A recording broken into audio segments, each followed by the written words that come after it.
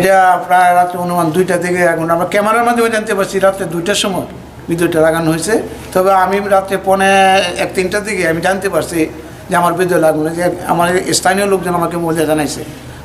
নেত্রকোনায় 2 উপজেলায় 4টি ভোট কেন্দ্র সহ মোট 5টি প্রাথমিক বিদ্যালয়ে আগুন দিয়েছে দুর্বৃত্তরা। এই পাইপ সহ এই কয়েক বস্তা পাইপ সহ মাসুদের লোক এই জায়গায় মাসুদের লোক। দর্শক, নির্বাচনকে সামনে রেখে কি শুরু হয়েছে দেশে। ইতিমধ্যে জামাতের আমিরের কার্যালয়ে হামলা হয়েছে, আগুন জ্বালিয়ে দেওয়া হয়েছে, সিসিটিভি ফুটেজ ফাঁস হয়েছে, কে আগুন লাগিয়েছে স্পষ্ট দেখা গিয়েছে। অন্যদিকে আপনারা দেখতে পারবেন সার্জিস আলমের গাড়ি বহরে হামলা হয়েছে, সেখানকার বিষয় নিয়ে উত্তপ্ত বিরাজ করছে। নেত্রকোনায় 4টি ভোট কেন্দ্রে আগুন জ্বালিয়ে দেওয়া হয়েছে, সেখানকার পরিস্থিতি নিয়ে পুলিশ কি বলছে সেটিও দেখতে পারবেন। তার পাশাপাশি দেখতে পারবেন যে জামাতের নেতা কর্মীরা এক গাড়ি লাঠিসোঁটা নিয়ে যাচ্ছিল, হাতে নাতে ধরে ফেলেছে জনতা। সেই ভিডিওটি দেখতে পারবেন। না টেনে ভিডিওটি শেষ পর্যন্ত দেখবেন। ভিডিওতে একটি লাইক দিয়ে চ্যানেলটিকে সাবস্ক্রাইব করে আমার সাথেই থাকবেন।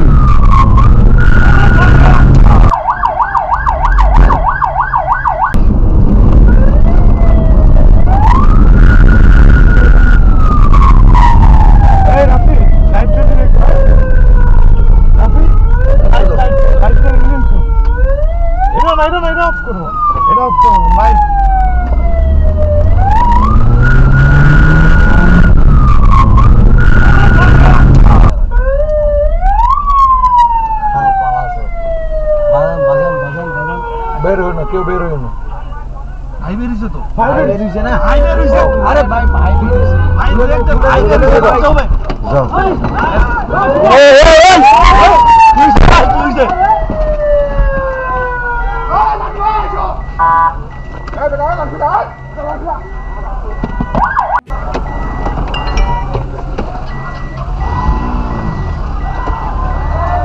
পুলিশ আইতেছে, তোরা ওরকম করতেছ ভাই।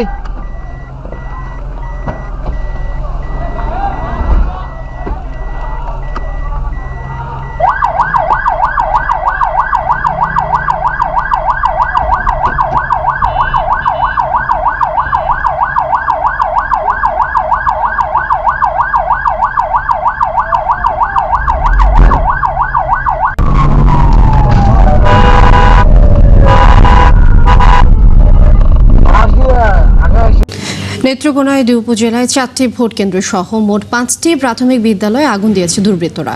ঘটনার পর এলাকা পরিদর্শন করে প্রশাসনের কর্মকর্তারা জানান দোষীদের শনাক্তের চেষ্টা চলছে।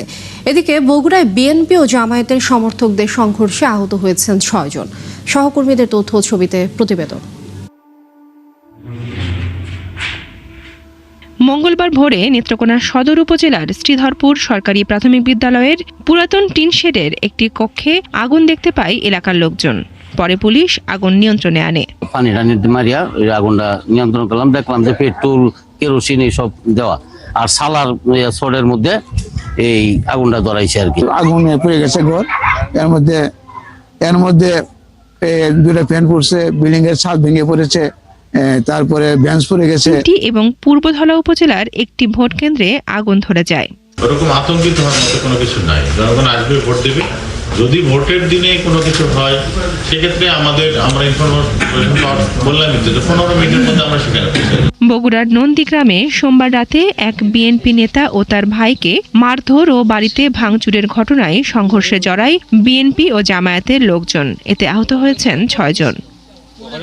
সকালে আমি ঘুমানা তান্তারাতে আমার পাওয়ার যে একটা বাড়ি দিয়ে পাও ফেটা ফেলা দিছে। আমাকে প্রথমে অকথ্য ভাষায় গালাগালি করে, তারপরে আমার বাইকে ছিলাম, আমি বাইক থেকে আমাকে ফালাই দেয়। এদিকে বরিশাল 3 আসনের এবি পার্টির প্রার্থী আসাদুজ্জামান ভূঁইয়া নির্বাচনী পরিবেশ এবং আইন শৃঙ্খলা নিয়ে সংবাদ সম্মেলন করেছেন। সেখানে তিনি প্রতিপক্ষ প্রার্থী টাকা দিয়ে ভোটারদের প্রভাবিত করছেন বলে অভিযোগ করেন।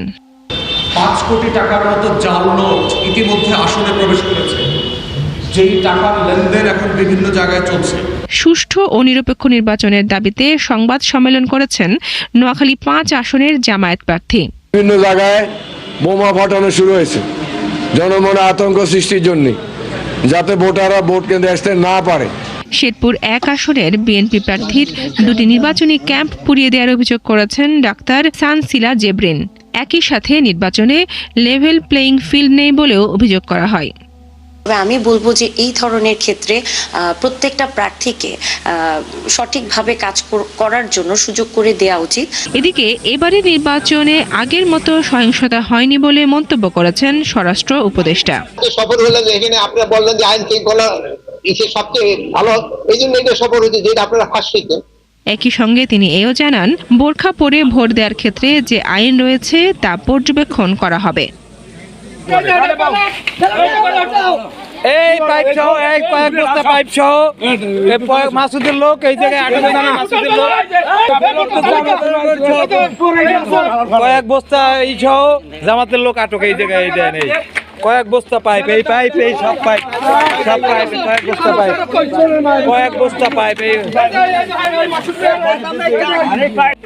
মালাইছে কমে দিয়ে কে অফিস দিয়েছে জামাতের অফিস নাকি? আমি ভালো করে স্পষ্ট ভাবে বলেন কার অফিস?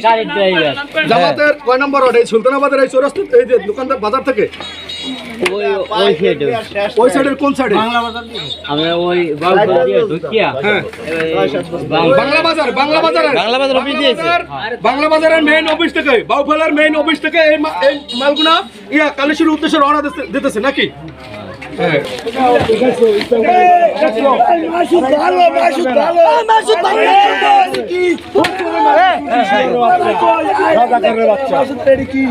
থেকে গাড়ি আসতেছে, তো আমি দূর থেকে তাকায় দেখি যে সাইড থেকে পাইপের কণা বের হয়ে গেছে। তো আমার সন্দেহ হওয়ার পরে আমি গাড়িটাকে ইশারা করলাম যে থামাও গাড়ি থামানোর পরে তো হাত দিয়ে দেখি যে পাইপ। তো আমার এখানে আরো ছেলেপাল ছিল, একটু সামনে ছিল, তাই মধ্যে একদম যে দেখতো গাড়িটা চেক করতো এটা পাইপ। আগেও জামাতের লোকজন পাইপ নিয়ে অনেক কাহিনী ঘটছে বাউফলে, একটা পাইপের ওজন 700 গ্রাম, 2 হাত একটা পাইপ। তো তাহলে একটু চেক কর গাড়িটা নামাইয়ে দেখে যে এখানে প্রায় 300-400 মতো পাইপ হবে। 2জন লোক আছে আর ড্রাইভার 3জন, এরা নিয়ে তখন আমরা জিজ্ঞাসা করলাম যে কোথায় যাচ্ছ, বলে যে এখানে আমরা কালীশুরি যাবো। কালীশুরি অফিস থেকে আনছো, জামাতের অফিস থেকে নিয়ে আসছি। এরপরে আমরা এখানে এগুলো নামাই, যখন আমরা গাড়ি আটকাইছি প্রিয় দর্শক, ইতিমধ্যে জামাতের আমিরের কার্যালয়ে হামলা হয়েছে। এই ঘটনার সিসিটিভি ফুটেজ ফাঁস হওয়ার পরেও আসামিকে ধরা যাচ্ছে না। দর্শক, তারা পাশাপাশি পঞ্চগড়ে নির্বাচনী প্রচারণায় যাওয়ার সময় পথে শারজিস আলমের গাড়িতে ভয়াবহ হামলা হয়েছে, গুলিবিদ্ধ হয়েছে শারজিস আলমের গাড়ি, কিন্তু তার উপর কোনো হামলা হয়নি ইতিমধ্যে জানা গিয়েছে। তার পাশাপাশি নেত্রকোনা একত্রিত করে 4টি ভোট কেন্দ্র আগুন জ্বালিয়ে দেওয়া হয়েছে। দর্শক, এই ঘটনার পরেও কিন্তু নির্বাচন নিয়ে শঙ্কা প্রকাশ করা হচ্ছে। তারা পাশাপাশি দেখেছেন যে কিভাবে জামাতের নেতা কর্মীদের একটি গাড়িতে কয়েকশো লাঠিসোঁটা পেয়েছে সাধারণ জনগণ, সেখানে তারা আটক করার পর কিন্তু এরকম দৃশ্য দেখা গিয়েছে। দর্শক, নির্বাচনকে সামনে রেখে এরকম ঘটনা কিসের ইঙ্গিত দিচ্ছে? জামাতের কার্যালয়ে যে আগুন দিয়েছে সেটি কারা দিয়েছে, এমনকি ভোট কেন্দ্রে যে আগুন লাগিয়ে দেওয়া হচ্ছে সেটি কারা করছে, এখন পর্যন্ত কিন্তু পুলিশ কাউকে গ্রেপ্তার করতে পারছেন না। দর্শক, আপনার কি মতামত? নির্বাচন কি সুষ্ঠু হবে? এই বিষয়ে আপনার মতামত কমেন্টে জানাবেন। আপডেট পেতে সাবস্ক্রাইব করবেন।